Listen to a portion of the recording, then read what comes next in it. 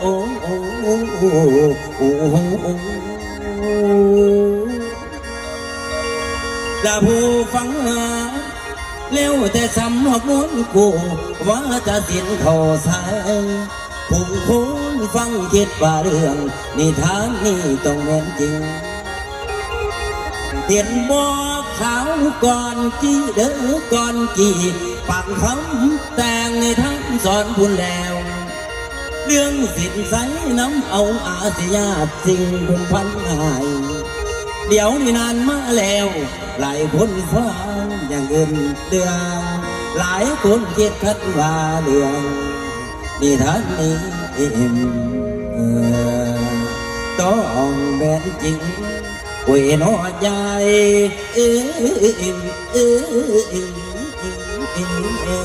โอ้ฮ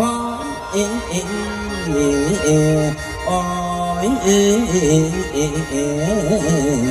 น้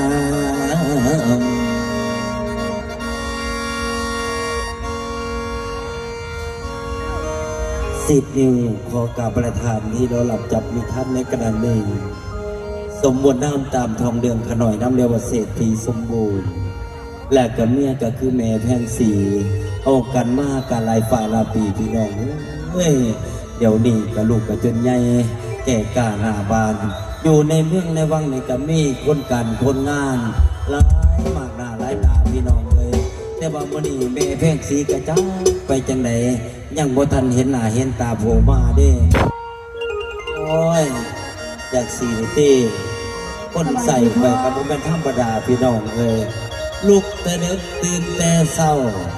ย่ำพะวอเนี่ยได้กับโอ้ย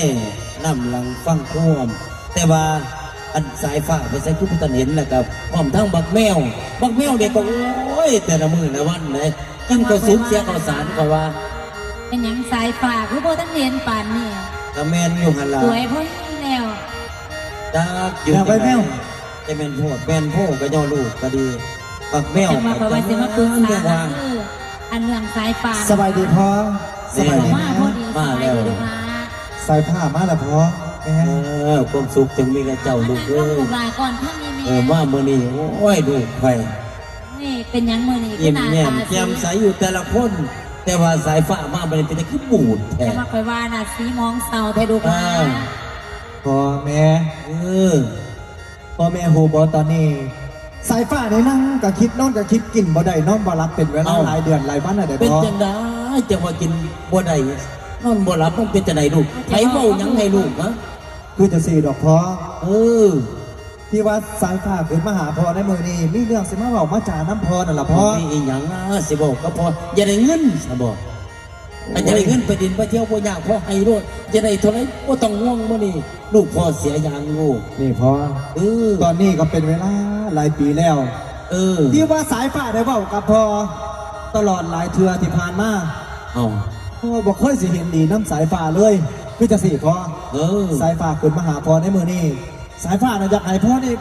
พ่อปานมุ่นปั่นมั่งสาพ่อ เอา อ้าว โดนประเดี๋ยวพ่อสิปั่นนะพ่อ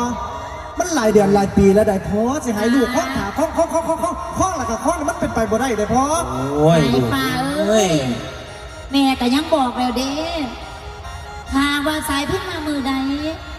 ก็จังแบ่งกัน แม่ แม่มีมุนมีมั่งหลายๆขั้นโบปันให้ลูกทั้งสองแม่สิให้ผู้ใดก่อนครับ ยักสิให้ผู้ใดมีแต่แต่สายฟ้ากับสายพินกันนะลูก พ่อ เออ พ่อกับฮูกแม่กับฮูกว่าน้องสายพิษนั่น10 กว่าปีแล้วบ่ได้มายืนยามถามเขาจักตายจักยังเดี๋ยวนี้พ่อ โอ้ยอย่าโบใส่ละ พ่อฮู้บ่ น้องปานนั้นลูก มันหลายเดือนหลายปีแล้วได้พ่อไม่ต้องจมหาสายพิษก็ได้พ่อพ่อจมหาสายฟ้านี่พ่อที่อยู่น้ำพ่อนี่เวลาพ่อเจ็บพ่อป่วยผู้ใดเป็นคนบางแง่พ่อพ่อเอาเสียงเถอะพ่อให้ไม่ได้เอาไปพ่อ ลูกเอ้ยแนวใดก็ใจเย็นๆไว้ก่อนลูกเป็นหยังคือว่าใจฮ้อนบ่ฟังพ่อกับแม่ตะลุงฮะพ่อไหนนี่พ่อได้ลูก พ่อมุมมั่งเจ้าก็มีมากไม่ไก่กองเจ้าแบ่งแหละก็แล้วพ่อเวลาเจ้าตายไปจะเอาไปได้บ่พ่อฮะ ลูกหลานก็แม่เว่าก่อนลูกหลาน แม่อีหยังล่ะแม่ โอ้ยลูกแม่เอ้ยโอ้ย ฟังลูกฟังแม่เบาอย่าสิใจฮ้อนลูกแนวไหนลูกก็ต้องได้แน่นอน คำไหนพ่อแม่บอกเคยสิตามใจลูกเลยพ่อแม่ ถ้าเดี๋ยวนี้นะลูกแม่เอ้ยฟังก่อนแม่สิเว้าในเรื่องเขาเป็นจริงเด้อน้อง หรือว่าอย่างไรแม่หรือว่าแม่สิตอบตกลงบ่แม่ตอบตกลงเส้นลูกสิบ้างแล้วบ่แม่ และลูกแม่เอ๋ยสิ่งที่ว่าจะให้ลูกว่าไปในวันนี้แม่นี่มีน้อยใจตั้งความหวังเอ้ยทำลูกแม่และสายฟ้าเอ๋ยลูกแม่นี่เพียงแค่ทั้งสองข้าวเป็นคู่กัน แม่ ย้ำลูกว่าจังสันให้ฟังแม่น้องจาให้ได้น้องและลูกแม่เอ๋ยน้องผู้ไก่ไร้ตาบ่อวยมากันคืนบ้าน ไปย้อนเอามันหวยมาตลอด10 กว่าปีแล้วแม่เจ้าสิจมอะไรเอาวันอย่างกระดอกกระเดียมันตายแล้วบ่จักแม่ ฟังไม่ว่าจะ ไม่ลูกไม่ฟังแม่บอกก่อน ทานคำเอ้ยปะดู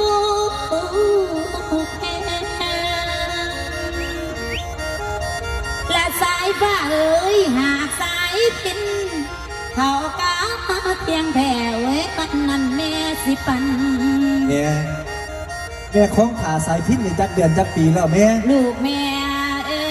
ยโอ้ยโอ้ยน้องและลูกแม่เอ้ยหากว่าน้องผู้นั้นกลับเอาดอกขึ้นมาบ่ต้องว่าจะให้ ปันในวันนั้นให้ละวันเขาคืนมาสาดอกค้างลูกสายแม่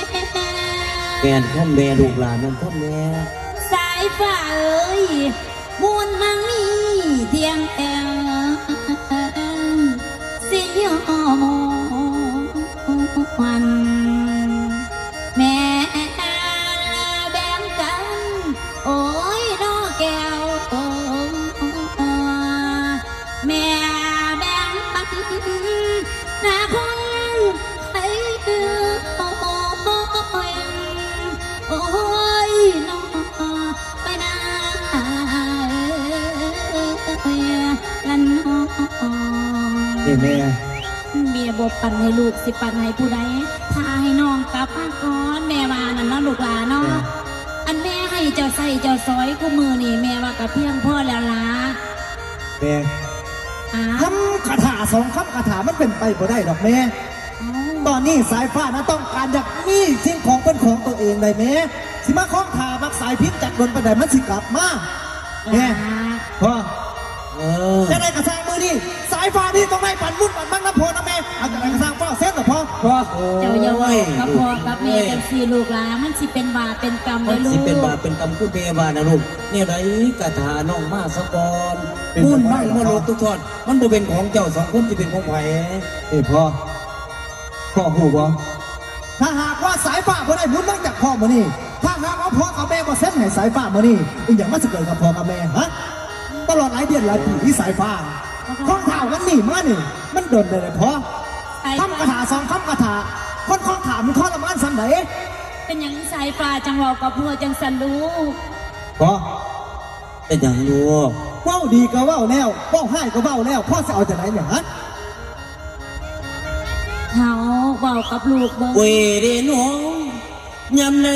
ฟังลูกเว้ามันเอาอ่างอาอยู่ในใจยำลูกมาท่านจะไข่ระวังได้ยำนี้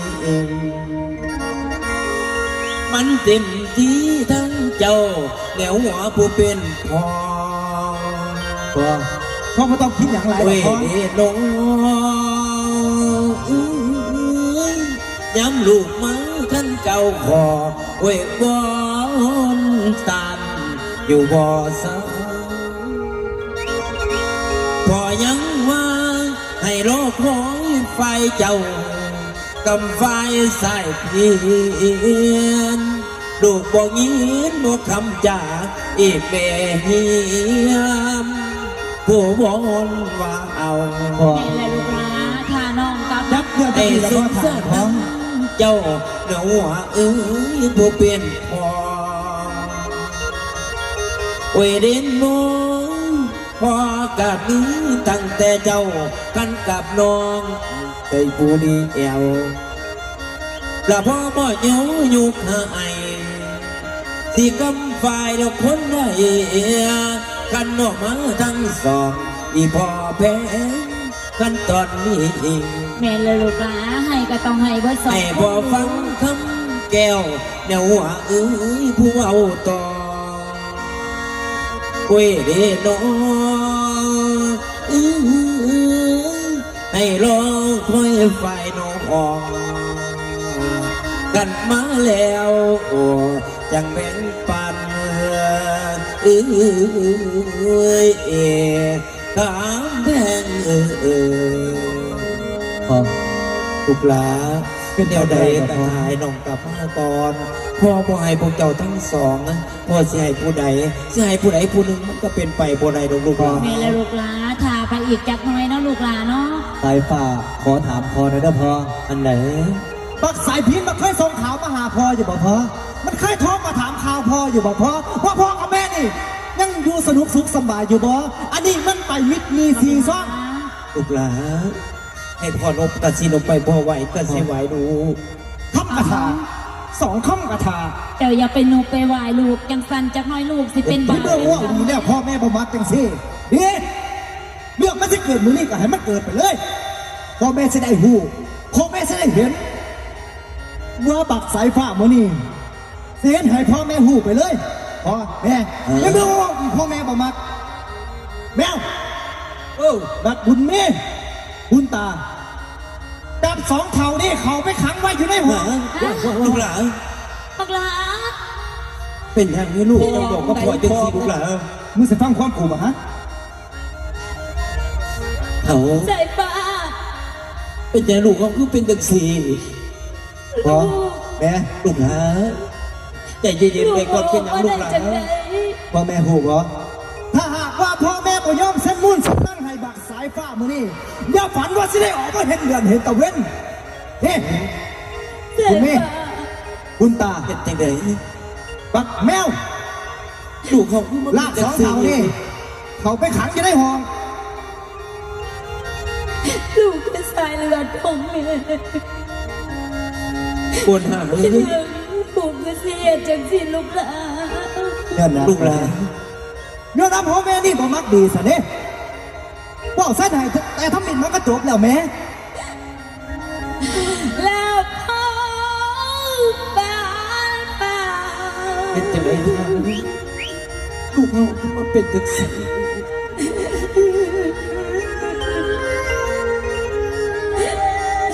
แล้วพ่อ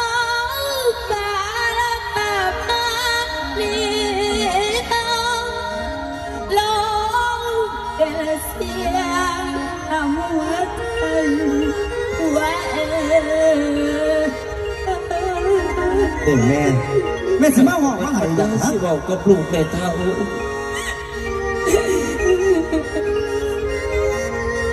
ลูกแม่จูบต้องไปในสวนบ้านเดือยินรู้เสียง เด็กแม่ แม่คนหนึ่งอบฝันว่าลูกเขา เส้นไหนมันก็จบแล้วพ่อกับแม่ ลาเวียนพ่อเปล่าเมาเหล้า เขาเดี๋ยวไหนก็อดเอา เงาพ่อตาเราเป็นทางน้องเป็นเดี๋ยวไหนมันเกิดมันก็ต้องเกิดคนนี้เท่าเดี๋ยวเขาก็เส้นมือใดหรอกคอยว่า และลูกแม่เอ้ยนอนลูกลาสังหาบ้างเบาสิ่งมงคล ก็ย้อนว่าพ่อแม่เป็นคนแบบนี้แหละพี่สายฟ้าต้องเห็นแบบนี้ก็ย้อนหนังย้อนพ่อกับแม่บ่ยอมเส้นมูล ลูกเบาบ้างนี่แก่นวลยันเป็นบาปน้องเวรกรรมก่อนคำเตือน บาปเป็นขี้สร้างสุดยามากบ่แม่ใสบาปกูเห็นสิมีบาปแม่ ไหลว่า สายฟ้าเกิดบ้านนี่บ่เคยเห็นบาปเห็นบุญเลย เจ้าเป็นอย่างคือเป็นคนแบบมีลูกหลาน และลูกแม่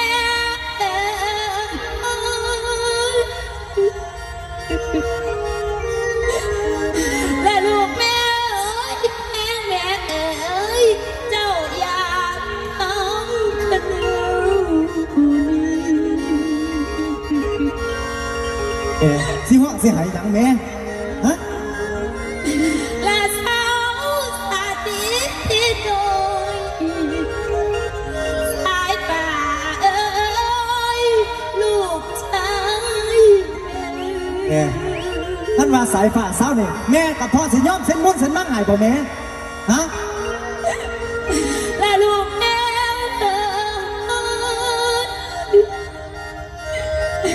และยานมีกามนกบาปเดิม เรื่องบาปเรื่องกรรมนั้นสายฟ้าบ่ย่านดอกแม่สายฟ้าย่านหนูมีเงินเท่านั้นแหละแม่ตอนนี้ทุกสิ่งทุกอย่างมาใส่เงินแม่ สาน้อย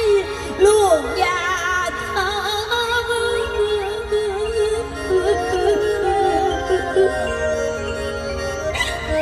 โอ้ยลูกแม่ เขา เป็นจังไหนมันโตฟักกูมอดอกถึงมันจะตายเขากระตกตายอย่างมือมันนี่ล่ะ เป็นอย่างลูกเขาสองคนคือบอกคือค่ะ นี่เมื่อว่าจังไหนพ่อกับแม่กับบ่ยอมเส้นมุ่นเส้นมั่งให้แล้วนี่ มึงหลา แมวลากตัวพ่อกับแม่เข้าไปขังอยู่ในห้องเดี๋ยวนี้คุณนี่ดูตาไป เป็นอย่างลูกจังเฮ็ดกับพ่อกับแม่แบบนี้ลูกเออ ลูกหลา เสียให้พ่อกับแม่หักเจ้าเงินเป็นแทงเจ้าเมืองตา พ่อกับแม่ท่านว่าพ่อกับแม่หักแทงสายฟ้าพ่อกับแม่คือบ่ได้ตามที่สายฟ้าต้องการเลยเว้ยเอาไปแมว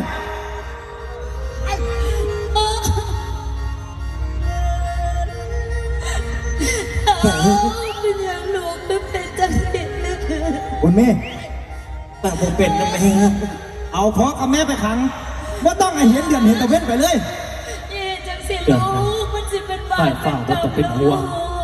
อันเรื่องพอกับแม่นั่นเรื่องปั่นมนต์ปั่นมั่งก็คือกัน แต่หมู่บ้านนี้เข้านั่นเข้าไปก็บักเสียวบุญมี ไปทางไหน ได้ยินแล้วเบาว่าแล้วสิเก็บม่วงเก็บมั่งไว้ให้บักสายพินแต่ว่าสำหรับโตนั้นเล่าสีบ่ให้แน่แต่ให้เดียว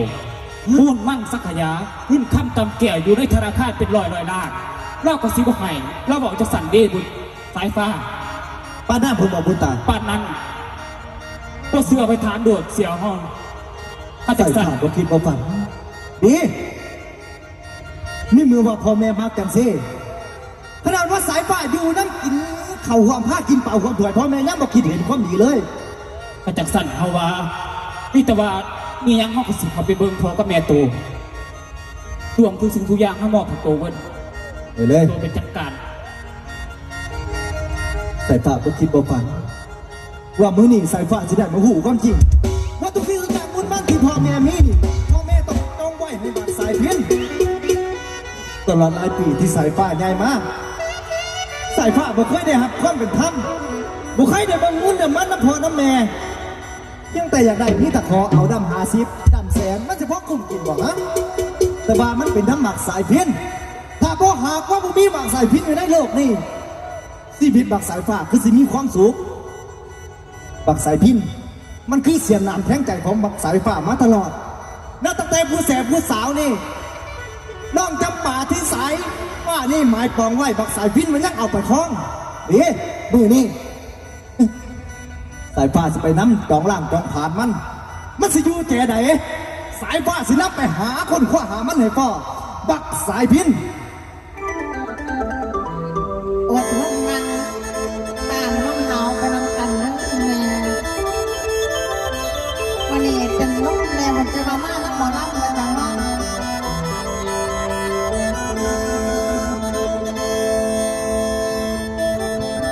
โอ้โอ้โอ้โอ้โอ้โอ้โอ้โอ้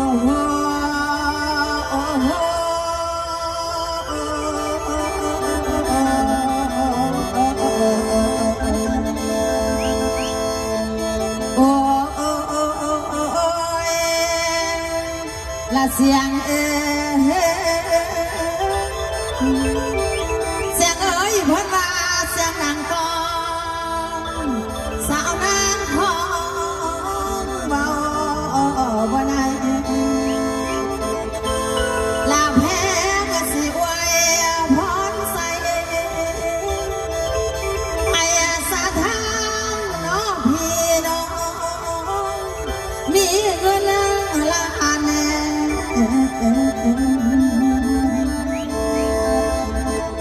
หัวสุขคนไปเด้น้องเวนาโอ้ยน้อยละนาขอบใจเด้ออีแม่ทิพย์คอยขอให้สุขภาพแข็งแรงอยู่ดีมีแรงกันแล้วกันเมื่อสิ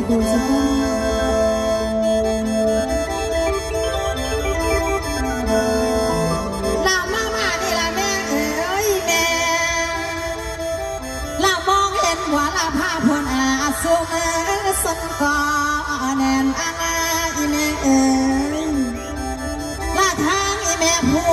มาฟังรอตาฟังลานเรื่องในปีนี้สิซ้ำได้ลาสาวอีน้ำอยู่บ่อไก่บ่อไก่พอลุกใหญ่หากเคยเห็นได้มาเป็นหมอลำหมอลำทำมาได้ยืนจองละหมอแต่แสงไฟฟ้าทำแรงมาห่วงแล้ว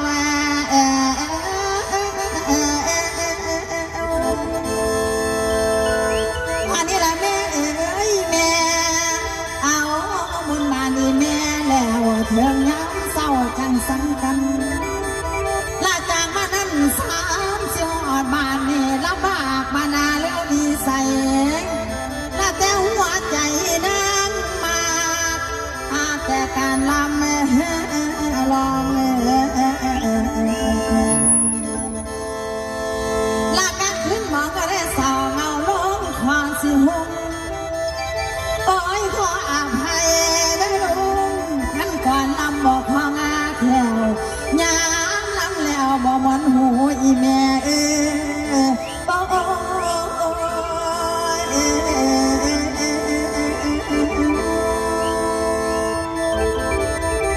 ละผู้อาจารย์ผู้พันเชียนที่แต่มาพันเรื่องก็คือกัน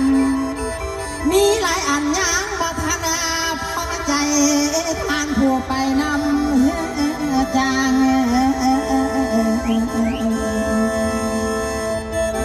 ละวงการลานบอกเคยอ่านว่าวงการออกลานเด่นอันนี้ละแม่เอ๋ยแม่ฝากแม่เด้อฝากคนหาควงเพลงไว้น้ำอย่างพี่น้องโอ้ยรวงป่า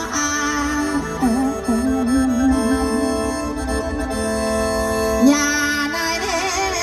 นสาวนางเพล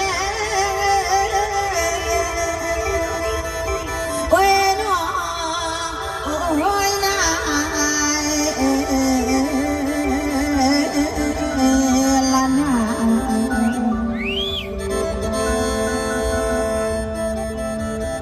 สุขสบายพี่น้องผู้ที่นั่งฟังลำขอขอบคุณแฟนๆผู้ซอยเสียคืนนี้จำปาสื่อไปน้ำในเรื่องของผู้พา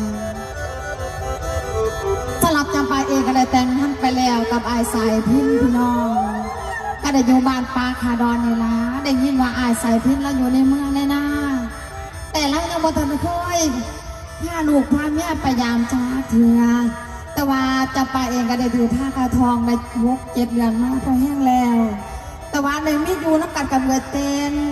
เป็นคนบ่เต็มปันไดดอกพี่น้องเอ้ยจักเสียจังไหนอยู่น้ำกันมากับพ่อได้เยี่ยมได้หัวน้ำเล่าเนี่ยล่ะเมื่อนี้ว่าสิซ้อนเอาเตียงไปหาสายพินแล้วสิไปใส่อีเด้มันได้เกี่ยมของเกี่ยมกระทากระบงแม่สองเมื่อหัวเมื่อสวนอีละบอก ละแต่เอ้ย จักไม่เกินยัง ทุกกว่ากูจะออกจากกองไฟแล้วครับกูตาย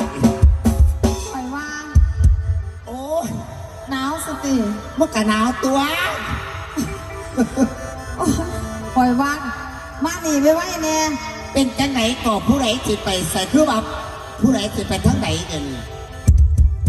แล้วจะว่าที่ใส่กุ๊กเขาป้าเขารอนอีก ติดไปปลาสมอง อยากแต่นอกกูได้ยินมึงเอาผู้ใดสิไปใส่ ใส่พิษน้ำเจียมของเจียมกระ โอ้ ทะ กูคิดว่าใส่กุ๊กไปสนอ เจ้าสิไปน้ำเล่าอีกทีมือนี้ นะ ฮะ มึงเศร้าอยากของสมนะตี โอ้ยกระยาอยู่หันละเนาะ อยากนั่นแหละก็ใส่ตะกูเนาะ ถ้าว่าจะไปอีหลีจะกระเก็บมาในหมักผีพวนนั่นแหละ โอ้กูบ่ไปดอกมือนี่ เต้ เ ไอ้สายพิษเราอยู่ในเมืองอยู่แต่ว่าเราบ่เคยซ่อนจำปามาจาก นี่นานี่ละคือของมุกของใจปากคนในเมืองไอ้นั่นกันไหนกูบอกพามึงจักเกลือหรือว่ามันตัวบ่จัก เขาย่านว่าอยู่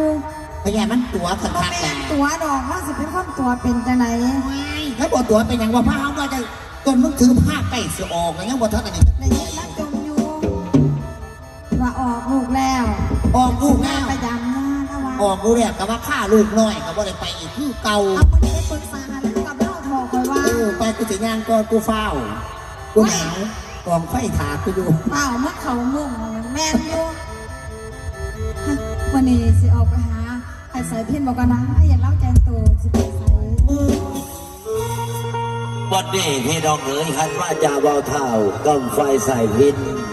ผู้มาเอาเมียสมระวังในเท่านี้เลยบัวได้กลับขึ้นห้องสถานท้องบ้านเก่า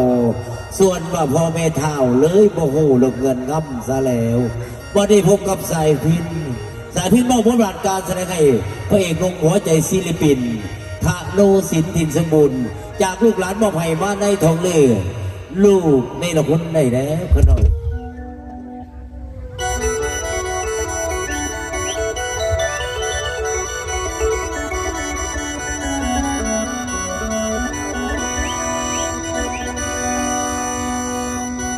โอ้ยโอ้โอ้โอ้โอ้โอ้โอ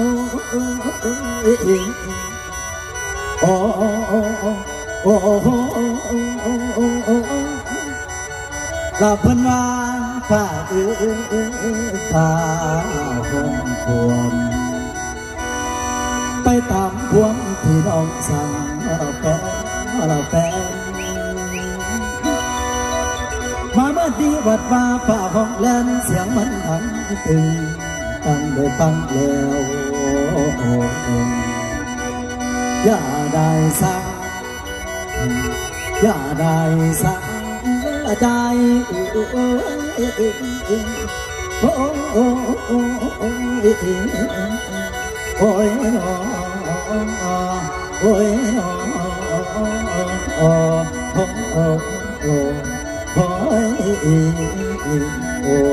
โอ้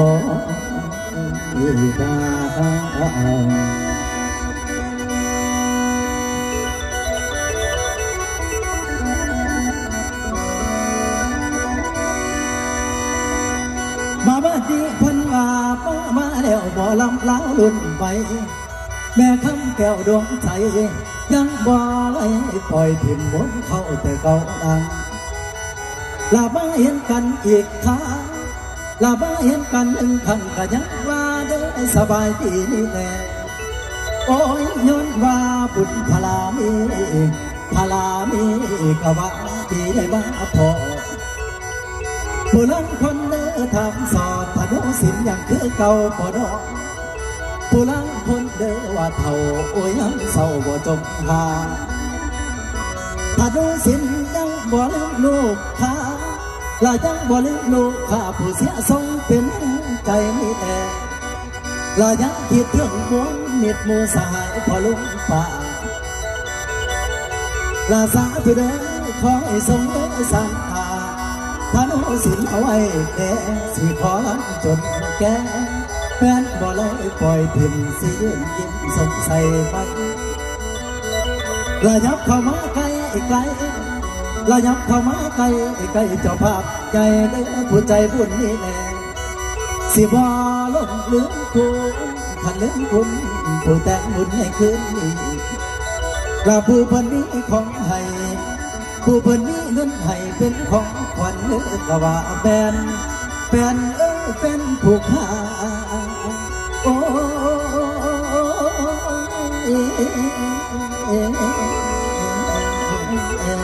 ให้หลวงอ้อยถึงผู้สุคนเป็นโอ้โอ้ยโอ้ย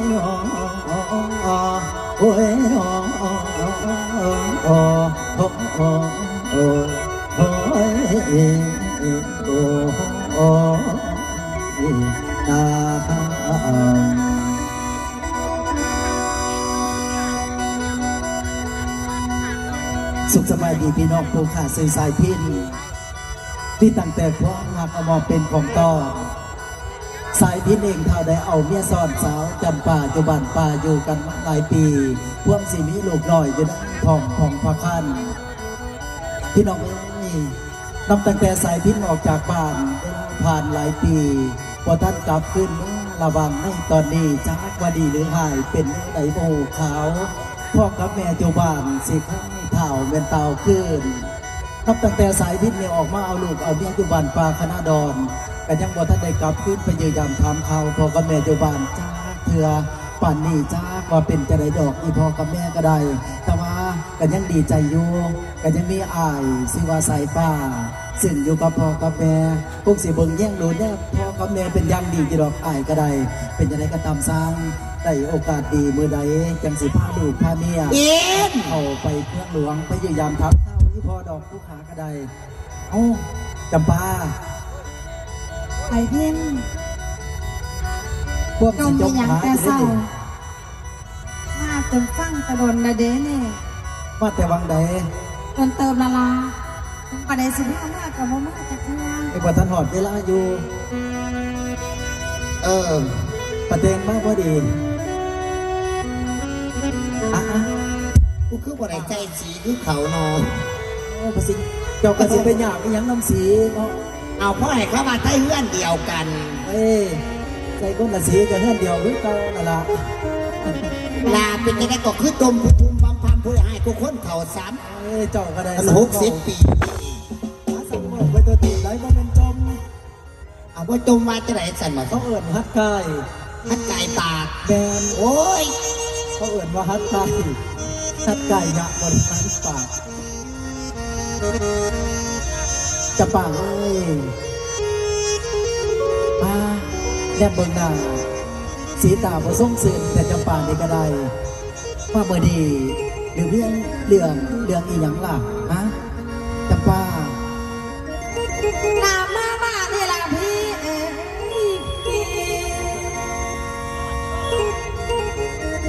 ลาจำปานั่งเกิดแต่เศร้าเขายังบ่ดอกทันกินลาใช้เท้าบิดน้ำสายน้ำมาสายอยากก้าวมาจ้า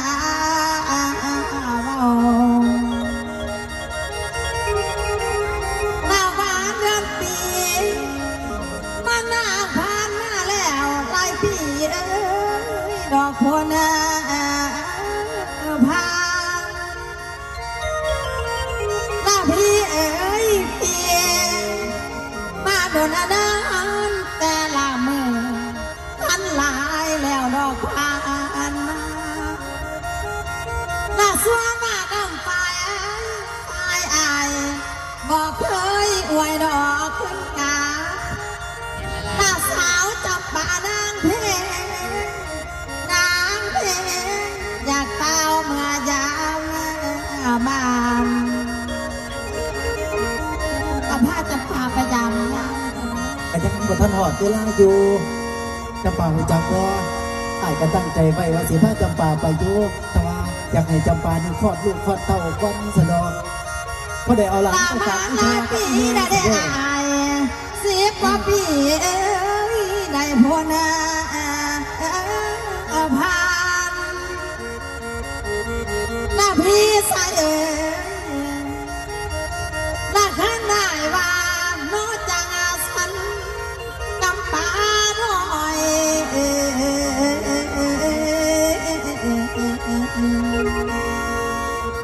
บ่ว่าอย่างเฮ้โอ้โหจำปาหน่อยบ่ว่าอย่างโอ้ยเด้น้องโอ้ยน่าละน่าคนไหนว่าแบบนั้นจะไปเองก็บอกว่าอย่างนั้นหากคลอดลูกเข้าเต้าเรียบร้อย แม่นละล่ะ ไอ้อย่าลืมเก๋พาจะปากกับบ้านกับซองแน่อยู่แต่ปากแต่ดงเนาะเมื่อนี้อายจะไปใส่เย็นเตรียมตัวแต่แม่เศร้าๆพุ่นแม่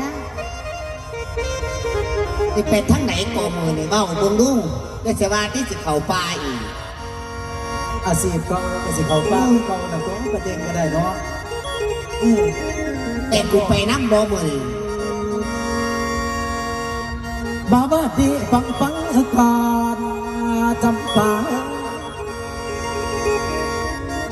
ลานับแต่ใดอยู่สอนเป็นผัวทอดอกเบี้ยพายพุ่นแลโอ้ยวันเวลามันหมุนสิเปลี่ยนข้าวดาวหอนลาดูการดอกมันย้อนวันเวลาก็เคลื่อนที่ตกเข้ามาเบอร์ได้เลยเคียงสอนรวมพดังลาเท้าได้มาอยู่ข้างเดินอยู่ข้างสิบันปางคณะดอนนี่แหละมาอ่อนซอนขนนอาดอกนนนางดอกจำผ้าขันเดียลานางลาตั้งแต่เดินขันมาภายไม่ตั้งเนื้อหลับไปคำคำโยนในใจน้องไปเท่าบอกนี้ได้ดอกเพียงแปรลาเพื่อดีแล้วไอ้สิบอกให้แจ้งไอ้สิบอกให้แจ้งสิบอกแบงทั้งหัวใจนี่แดงสิมีนางในหัวใจก็เปลี่ยนไปแต่เพียงน้อยลานางสาวจำปาคันนี้คอย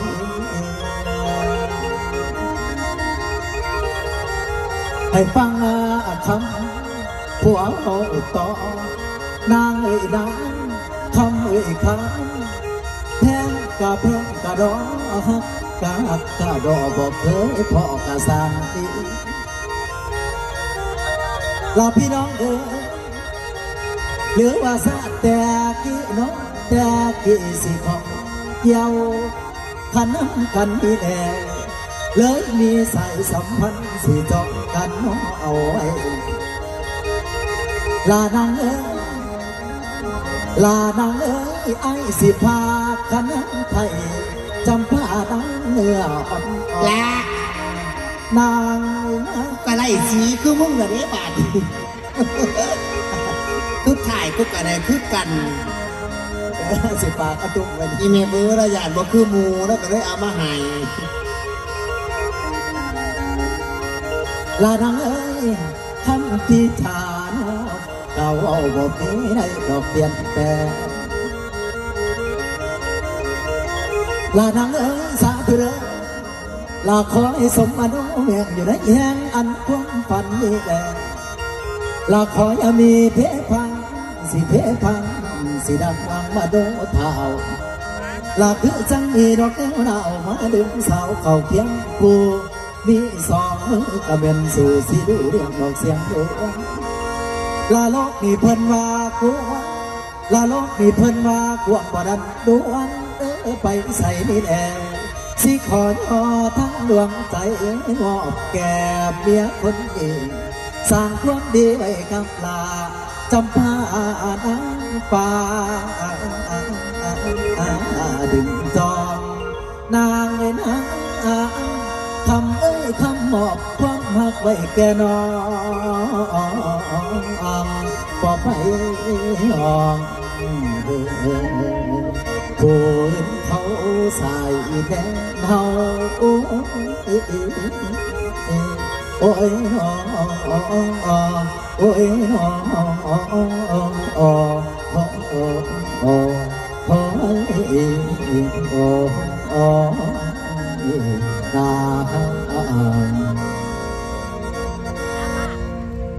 จำป่าสายพินนับแต่ได้อยู่สอนรวมเคียงสองอยู่กับทั้งจำป่ากว่าหลายปีแล้วเดี๋ยวนี้นะมีทองหากมีครับทองสีแกจำป่าดีใจร้ายแท้ๆเท่าสิมีลูกน้อยอยู่ทองพองประคันถ้าหากว่าจำป่านั้นเกิดลูกเกิดเต้าเมื่อใดไอ้กสิพาจำป่ากับเขาไปในเมืองไปเยี่ยมถามข่าวอีพอกับอีแม่พอได้เอาหลานไปอีแม่อุ้มสะดอกแต่ว่าไม่ได้จำป่าอันนี้เกี่ยมไปแล้วทุกสิ่งอย่างบ่ไปใส่ตัดทิ้งใจสิเข้าดงพงลาวสิไปหาเก็บผักหน่อไม้หาแย่ไข่มดแดงหาแย่แบกสางยิ่งกระป๋องกับที่ว่าสะดอกไปหากินซูมือก็ได้ใส่ง่ายสะดอกอาเทง สิไปยินดีว่ามื้อนี้ แต่ว่ามื้อนี้ไปสิไปผู้เดียวได้ เอาก็บ่ให้กูไปนะพวกก็ได้ถือกู โอ้มันก็ต่างเก่าต่างหลังก็ล่ะนี่หูจังเถิดเดี๋ยวนี้จำป้านี่ก็ถือผ้าข้าทองอยู่บ้านอยู่ซองผู้เดียวมันก็สิบ่เป็นถ้าลังเทื่ออยากของสมบักวันเจ้าก็บ่ได้หา โอ้